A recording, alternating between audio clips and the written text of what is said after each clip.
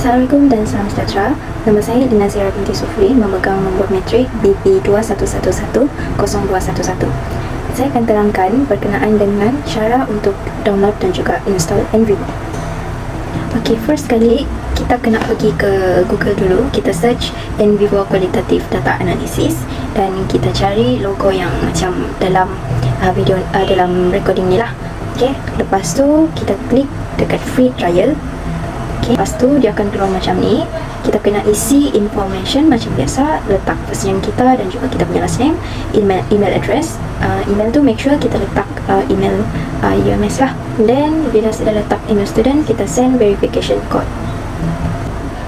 Okay, untuk next step kita pergi ke kita punya Outlook. Lepas tu kita copy verification code tu, copy. Then kita pergi balik website tadi, kita paste and verify your email.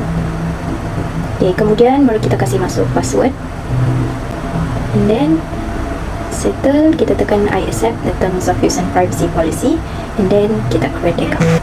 Okay, setelah settle kita sign up account, dia akan keluar yang macam ni lah. So kita kena kasih complete juga. Untuk industri kita tekan academic, untuk individual, untuk customer type kita tekan individual, and untuk country kita letakkan negara kita lah, which is Malaysia. Dan setelah selesai, kita kena tekan juga dua box di bawah, then kita tekan complete sign up. Setelah selesai complete sign up, dia akan keluar macam ni. So kita kena tekan launch NVivo dan dia akan bagi pilihan lah. Untuk device yang Windows, kita boleh download NVivo for Windows, and for other device yang guna iOS, so kita boleh guna iOS lah, depends on kita punya device. Kemudian bila dia keluar yang macam di atas ni, kita tekan done. Kita tekan yang tu, so dia akan proceed kepada installation lah. So kita just tekan install and teruskan continue dengan next. Okay, just ikut je arahan tu and then kita tunggu. Last kali dia akan keluar finish. Okay, settle. Kita tekan finish dan dia sudah diinstal. Okay, seterusnya saya akan tunjuk cara-cara untuk kita import files dan juga media. Okay, bila kita buka NVivo, dia akan keluar macam ni lah. So untuk sebelum kita import files ataupun media, kita kena create dulu satu folder ataupun file. Okay, kita tekan new project and masuklah apa-apa nama untuk file kita tu lah. Kemudian kita tekan next and then create project dan dia akan keluar macam ni lah. Kita just tekan proceed, next dan next. Kita go through je satu-satu. And now cara untuk kita import adalah kita tekan import and then files. So dia akan buka keluar macam ni. Kita pilih lah mana-mana file atau yang kita mau masukkan untuk kita import. Okay, kita pilih file and then kita tekan open and then kita tekan import. Okay, okay, seterusnya untuk kita import media pula, stepnya adalah sama dengan cara kita import files. Cuma yang perbezaannya adalah ini adalah media, showing picture ataupun video. Okay, so kita tekan import macam biasa, kita pilih. Okay, kita tekan open and then import. Settle.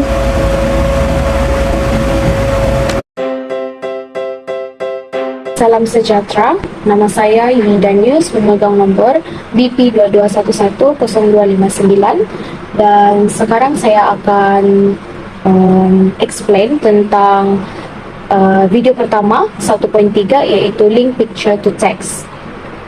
Jadi di sini kita sudah import file iaitu gambar dan juga transkrip responden, di mana ini sudah dibentangkan pada 1.2.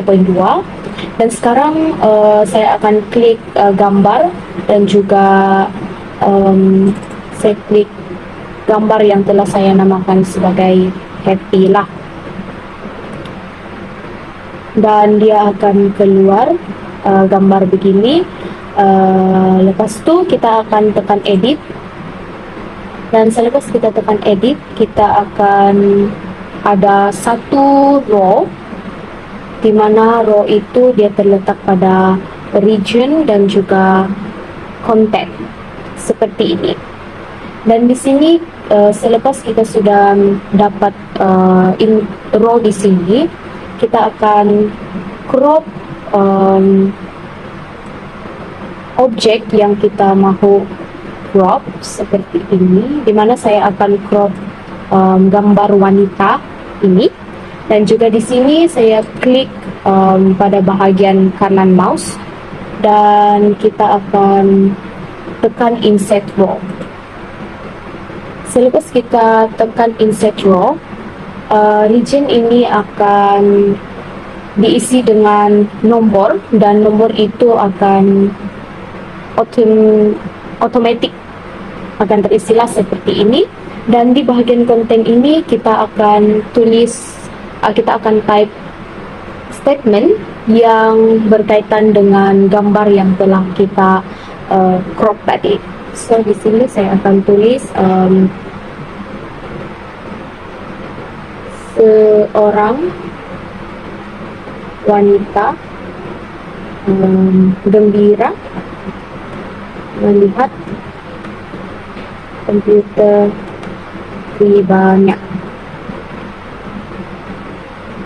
So di sini konten yang telah saya ataupun pernyataan yang telah saya tulis untuk describe this picture yang telah saya crop itu adalah seorang wanita gembira melihat komputer pribadinya.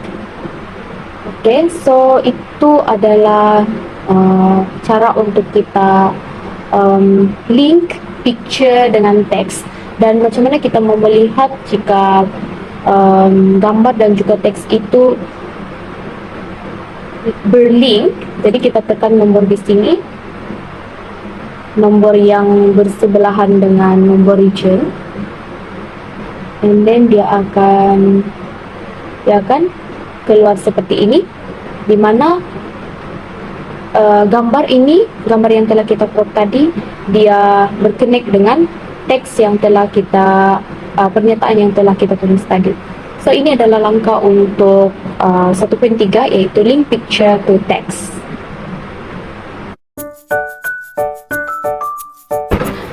Baiklah, so sekarang ini kita akan ke video yang kedua, yaitu processing data, dan saya akan menerangkan 2.1, yaitu coding text dan juga coding image.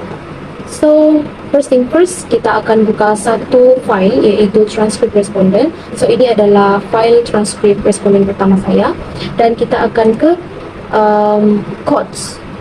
Pergi ke codes, dan sini kita masih tidak ada file ataupun codes. Jadi kita akan create codes berdasarkan petunjuk di dalam transcript respondent. So saya akan ambil satu petunjuk di sini ataupun indicator, dan saya akan drag ke codes, dan di sini dia akan meminta saya untuk menamakan codes ataupun menamakan petunjuk tersebut. Jadi saya akan namakan dia sebagai extrinsic, dan kita akan tekan OK. Dan selepas itu satu codes akan create, yaitu extrinsic di dalam zone ini, di tempat ini, area ini. Jadi di sini kita ada satu references, di mana itu adalah satu petunjuk yang telah kita ambil daripada file transcript respondent pertama. Dan sekarang kita mencari petunjuk pada transcript respondent yang kedua. Okay, so ini adalah transcript respondent yang kedua. So di sini saya akan mengambil petunjuk ini, motivasi luaran saya daripada keluarga saya. Prosesnya sama tadi, kita akan tekan codes, dan kita akan nampak extrinsic di sini, di mana saya mencari petunjuk yang menunjukkan dia adalah konsep extrinsic. So kita drag dan juga kita drop petunjuk itu di dalam codes extrinsic. Dan sekarang kita boleh nampak bahawa code extrinsic ini ataupun konsep extrinsic ini, dia mempunyai dua petunjuk sudah yang kita peroleh daripada dua transcript respondent. Dan itu adalah cara untuk kita coding text. Bagaimana pula kita untuk coding image? So sekarang kita akan tekan gambar, dan kita buka file gambar itu, dan ini adalah gambar file yang telah saya import. Dan bagaimana kita mahu coding? So codes kita adalah extrinsic. So extrinsic dia adalah faktor luaran yang mendorong motivasi kita. So bila kita tengok gambar ini, saya akan memilih komputer tiba ini sebagai extrinsic ataupun faktor luaran yang mendorong motivasi perempuan ataupun gadis yang di dalam gambar tersebut. Jadi proses coding image ini dia sama dengan coding text. So di sini kita sudah crop dan kita akan drag and then drop di dalam konsep extrinsic ataupun codes extrinsic. Kita akan drag dan kita akan drop.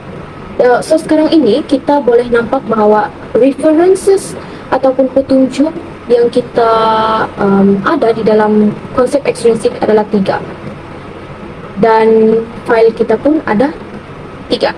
So kita boleh klik extrinsic itu dan kita boleh nampak apa coding yang telah kita masukkan dalam konsep extrinsic. So bila kita tengok, the first one, petunjuk yang pertama kita ambil daripada file gambar, file image, iaitu gambar 1 tadi. Dan petunjuk yang kedua kita dapat daripada file transcript responden pertama, dan dan petunjuk yang ketiga kita dapat daripada file transcript responden yang kedua. Oke, salam sejahtera saya ucapkan kepada yang menonton. Nama saya Mezel Jufri Tating, nomor matriks BP 22110-217 dari program Psikologi Konseling tahun 2, Fakulti Psikologi dan Pendidikan Universiti Malaysia Sabah. Saya akan describe berkenaan dengan Memolink dan juga coding stripes. Oke, so first thing first, kita akan pergi kepada coding responden ini. Di coding responden ini ada 2 coding responden sini yang terletak, dan kita right click di mouse and then kita cari Memolink. Selepas Memolink ini ada 2, yaitu memo link to new memo atau link to existing memo, tapi kita akan tekan link to new memo. Oke, jadi di sini kita akan kena suruh type nama. Jadi di sini saya akan letakkan respondent notes. Oke, and then kita tekan OK.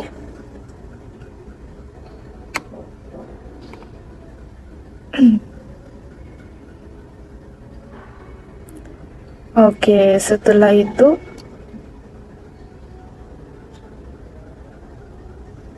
dia akan bawa kita kepada di sinilah. Jadi di sini kita boleh type macam-macam lah yang nota daripada responden tersebut. Jadi kalau sini saya akan tulis seperti ini. Responden pertama. Responden pertama dapat mengenal pasti cara atau strategi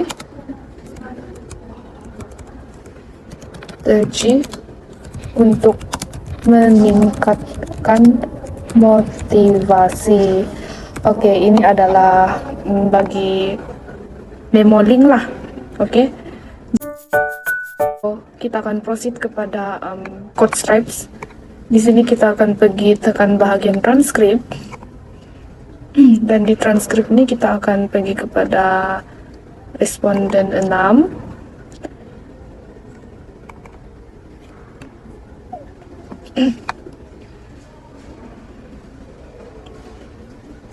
Oke, jadi dari sini boleh nampaklah transkrip responden ini. Jadi di sini saya akan pilih salah satu strategi untuk meningkatkan motivasi daripada responden saya lah. Jadi dari sini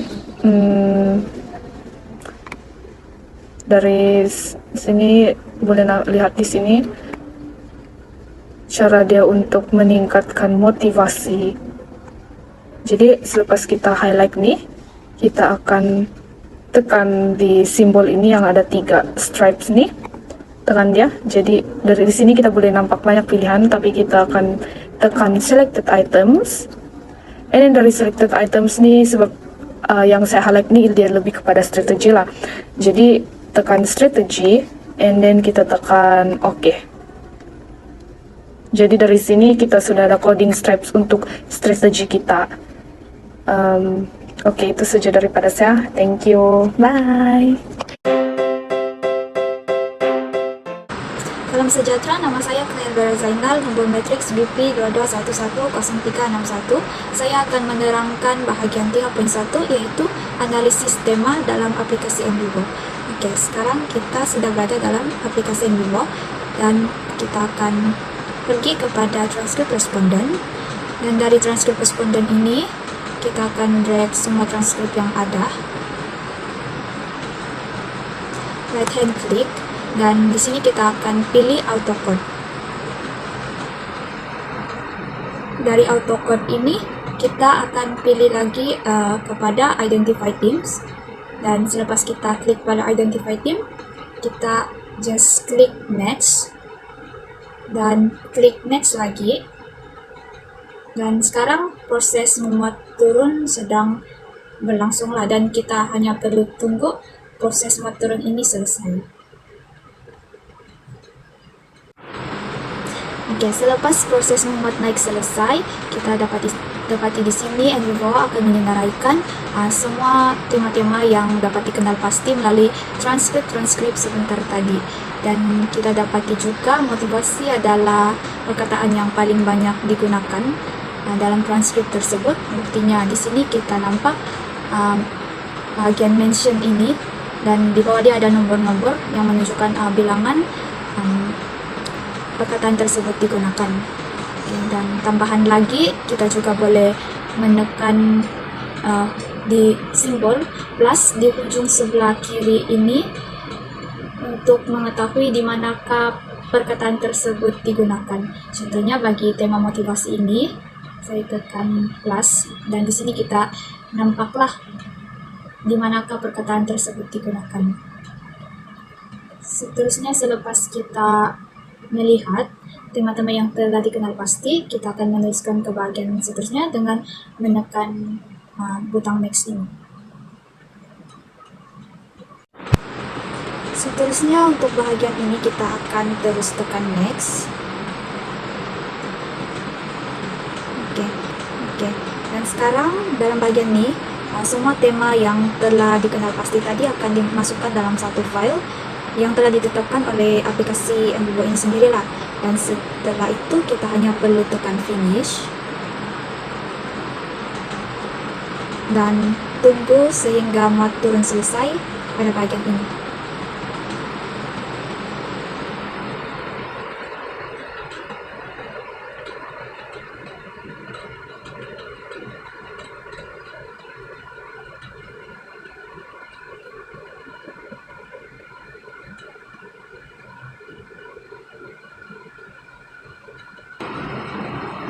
Baiklah, di sini kita dapat lihat yang NVivo akan menunjukkan keputusan tema yang telah dibina sebentar tadi.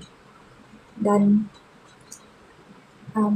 ini tema yang telah dibina tersebut. Oke.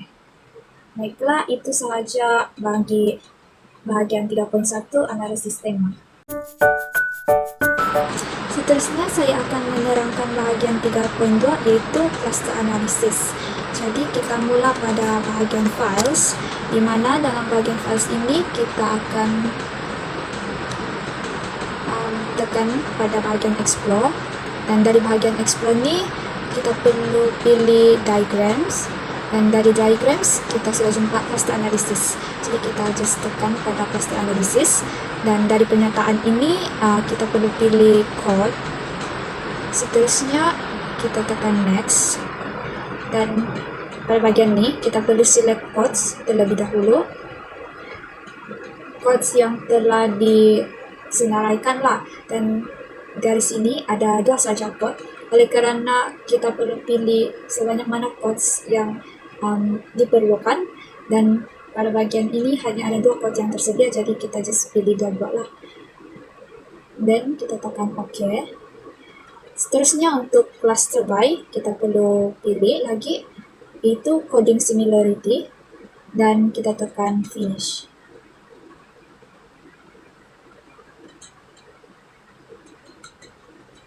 Okay, selepas itu kita dapat lihat cluster menggunakan coding similarity yang ditunjukkan pada N2 seperti inilah, dan kita juga boleh menukar bentuk cluster dengan menekan pada bahagian di atas ini. Jadi ada beberapa lah bentuk cluster yang disediakan, contohnya cluster yang ini, seterusnya ini, ketiga, cluster keempat, dan cluster kelima. Okay. Jadi itu sahaja bahagian penerangan untuk bahagian 3.2 cluster analisis. Thank you. Nama saya Fidelia Minjo, memegang kad matriks BP 22110048. Saya akan menerangkan mengenai explore diagram. Seperti yang dapat kita lihat di screen, terdapat kategori yang telah kita create sendirilah. So, pertama sekali kita klik pada kategori yang kita mahu. Contohnya saya memilih faktor peningkatan motivasi. Klik pada explore dan seterusnya diagram, explore diagram. Kita dapat lihat di sini transkrip yang telah kita masukkan ke dalam faktor peningkatan motivasi itulah dalam tema itu.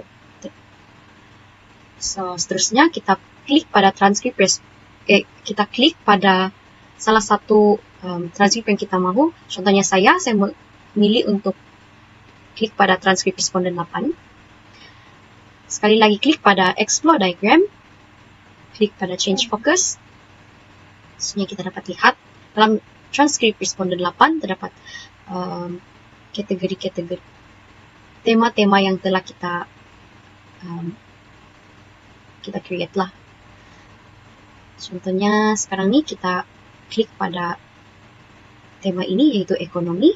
Selanjutnya klik pada explore diagram sekali lagi, change focus. Dan untuk tema ekonomi ini dia terdapat pada 4 transkrip lah. Seterusnya kita klik pada satu file, tekan lagi explore diagram dan sekali lagi tekan change focus. Kita perlu tunggu beberapa saat lah untuk dia loading. Okay, so di sini kita dapat lihat semua tema itu diperluaskan lagi lah dalam file ini. Itu saja daripada saya untuk penerangan explore diagram. First kali kita klik pada explore, klik maps. Di sini kita boleh pilih my map. Okay, my map. Kita masukkan tajuk map yang kita mau tuh. Contohnya saya tahap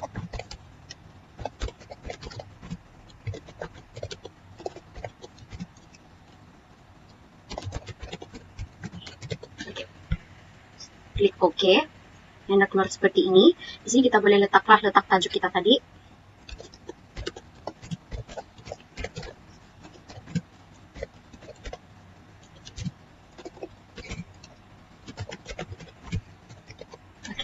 And then untuk tambah child idea ataupun siblings idea, kita boleh klik pada my map. Klik pada my map dan kita tambahlah. Untuk saya sekali siblings idea dia adalah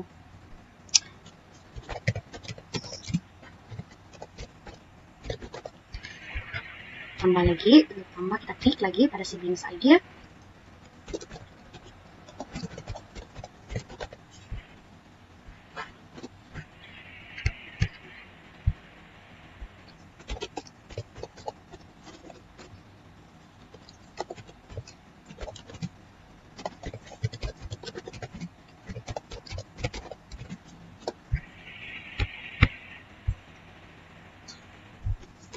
Strategi meningkatkan motivasi. Okay. Di sini juga kita boleh pilihlah sekiranya kita tidak suka mind map seperti ini. Kita boleh tukar juga. Dia ada 3 lah, kita boleh tukar seperti ini atau seperti ini. kata yang seperti sebelumnya. Jadi kalau saya pilih ini. Oke, dan untuk kita tambah child idea, kita tekan pada my map, klik my map, child idea, ini akan keluar seperti ini, dan kita just klik lagi.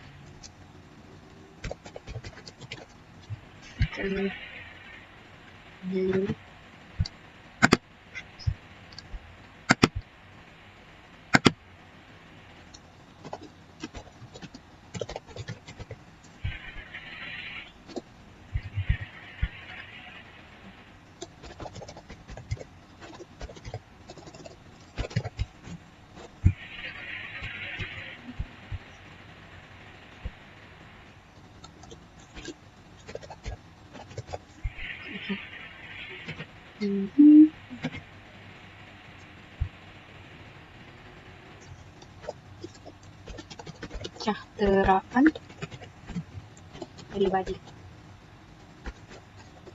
Begitu juga dengan yang seterusnya, kamu boleh just tambah child idea ataupun siblings idea.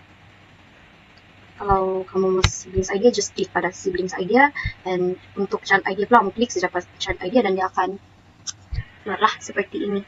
Itu saja daripada saya untuk mind maps, penerangan mind maps. Thank you.